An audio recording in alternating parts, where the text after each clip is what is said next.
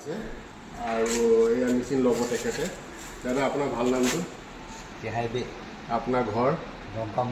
ডংকামুকাম কাৰ্বি আংলঙৰ মানুহ হয় আৰু মোৰ ঘৰৰ ওচৰতে হয়। আৰু এইটো ডাঙৰ মেচিন ল'ব তেখেতে। আজি 10,000 টকা বুকিং কৰিছে। চেকৰ কাৰণে আমি হেৰি কৰিব নোৱাৰিলোঁ। লগতে আমি গভৰ্ণমেণ্ট ছাবচিডিও তেখেতক আমি হেণ্ড হোল্ডিং ছাপোৰ্ট দিম। আমি বেনাৰ ফ্ৰী দিছোঁ, লগো বনাই ফ্ৰী দিছোঁ, গাড়ী ভাড়া ইয়াৰ পৰা ডেলিভাৰী ফ্ৰী দিম। আজি কিবা অসুবিধা বশতৰ কাৰণে আমি আজি ল'ব নোৱাৰিলোঁ। আমি সোমবাৰে আমি ল'ম। কিয় চেক আজি বেংক বন্ধ গম পোৱা নাই। আৰু তেখেতৰ ল'ৰাও আহিছে, এইজন ল'ৰা হয়। আৰু এইখিনি আমাৰ বস্তু। কেনেকৈ লাগিছে আমাৰ তাত আহি পিনে আপোনাৰ? বঢ়িয়া আছে, ভাল লাগিছে। ভাল লাগিছে। আৰু এইটো মেচিনটো আপোনাৰ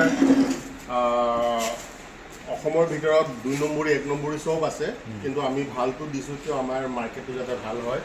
আৰু আমাৰ power tiller, tractor, rice mill. আপুনিতো এটা বস্তু নহয়, হালধি মেচিনো ল'ব তেখেতে। এইটো হৈছে হালধি মেচিন। হালধি মেচিন ল'ব। তাৰপাছত এইটো মেচিন ল'ব। এইটো আপোনাৰ হৈছে ঘাঁহ কাটা। এইটো ঘাঁহ কাটা লগতে তেখেতে আমাৰ পৰা 4টা মেচিন ল'ব। এইটো ডাঙৰ মেচিন, মোটামুটি 1,90,000 টকামানৰ মেচিন ল'লে। হালধি মেচিন ল'লে, ঘাঁহ কাটা মেচিন ল'লে, আৰু তেখেতে আৰু ইণ্ডাষ্ট্ৰী বঢ়াই যাব। আমাৰ পৰা তেখেতে বৰ ভাল পাইছে। আৰু আমি কিবা প্ৰব্লেম হ'লে আমি পাৰ্টছ ইয়াৰ পৰা লগালগ পঠাম। আৰু ইয়াতে মোৰ ছাপোৰ্ট বনাই থাকিব। আৰু লগতে আমাৰ হৈছে এডভান্স হৈছে যে আমি গভৰ্ণমেণ্ট ছাপোৰ্ট দি আছোঁ। আৰু